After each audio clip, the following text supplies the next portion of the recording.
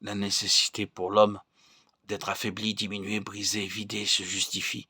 La croix de Jésus-Christ a une portée qui dépasse de beaucoup tout ce que nous en avons découvert jusqu'ici et tout ce que nous pourrons jamais nous représenter.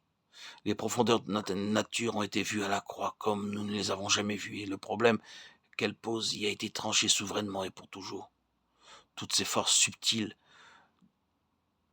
qui nous trompent au point de se faire passer pour bonnes, Dieu les a vues dans leur brutale réalité. Cette nature déchue qui dépasse ce que nous en pouvons connaître ou concevoir. De vieil homme et toute cette chair, Dieu les a cloués à la croix et on a eu raison. De la racine jusqu'au rameau, du centre à la circonférence, tout était mis à nu et a eu son compte réglé.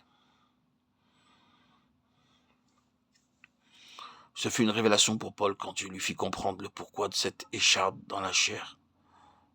Le danger était si subtil, car le danger rampe si secrètement, que l'âme la plus dépourvue de détours, la consécration la plus transparente, n'est pas plus à l'abri que les autres. C'est quelque chose qui travaille dans l'ombre, là où nous ne voyons rien.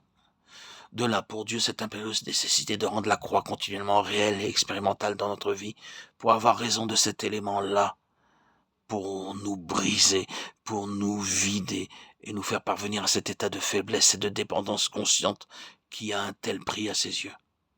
La valeur de la faiblesse s'apprécie à l'ampleur des dommages que peut causer à l'œuvre de Dieu cette tendance innée de notre nature, ce trait si profond de notre caractère. Et il y a aussi un mot à dire dans l'autre sens.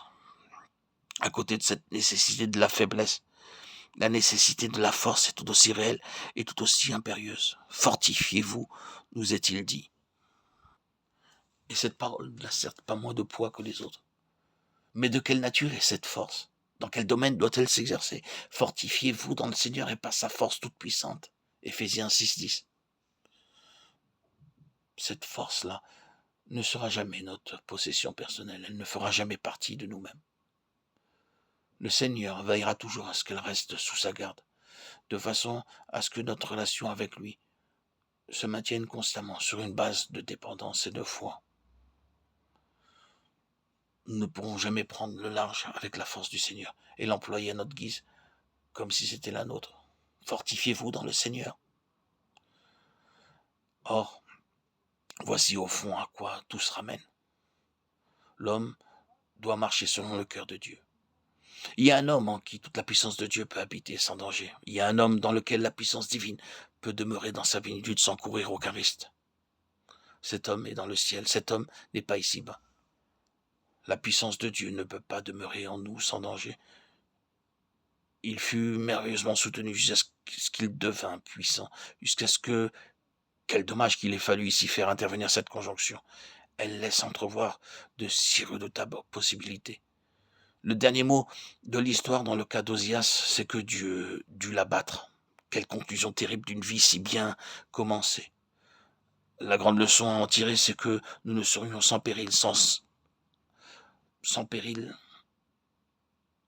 nous approprier la force de Dieu. Aussi, Dieu a-t-il planté la croix sur ce chemin pour que nous ne puissions jamais forcer le passage.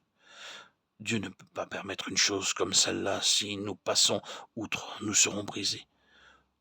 Nous nous écraserons contre le grand veto de la croix. Dieu a trouvé un homme. Oui, je sais qu'il est plus qu'un homme, il est Dieu, il est le Fils de Dieu. Mais ce n'est qu'un des côtés de sa personne. Si nous parlons de l'autre côté, ce n'est pas pour diminuer celui-ci, c'est le Fils de l'homme qui nous intéresse ici, comme tel. Il se présente à nous comme un homme en qui la puissance de Dieu peut habiter dans sa plénitude, et sans danger, cet homme-là n'usera jamais de cette puissance à des fins personnelles. Il ne s'affranchira jamais de sa dépendance du Père. Jamais vous ne verrez le Seigneur Jésus tirer un parti charnel de la puissance qu'il possède. Il n'y a pas trace en lui de cette sournoise activité du moi qui cherche à retirer un avantage personnel de la puissance et de la bénédiction de Dieu. Dans sa nature, cette inclination est absente, mais pas dans la nôtre. L'homme le plus saint que la terre porte l'a en lui. Comment donc Peut-être savoure-t-il, sans bien réaliser la portée de ce sentiment, l'agréable satisfaction de voir les yeux se tourner vers lui à cause de sa sainteté ou à cause de son expérience. Oui, oui, même dans ce domaine-là, ce penchant porte ses fruits. Mais voici un homme qui peut avoir toute la puissance de Dieu à sa disposition et chez lequel on ne discerne pas la moindre velléité de détourner cette puissance à son profit. Aussi peut-elle habiter en lui dans sa plénitude.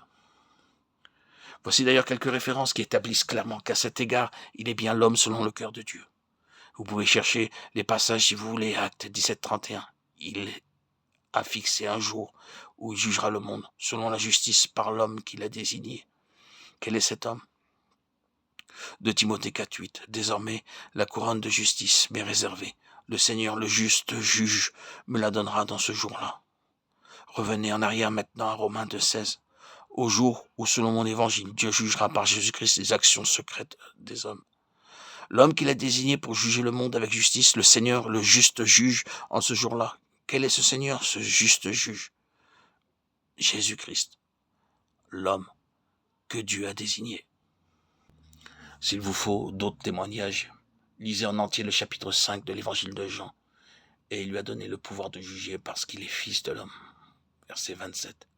Le voilà donc bien, l'homme sur qui repose sans aucun danger toute la puissance de Dieu.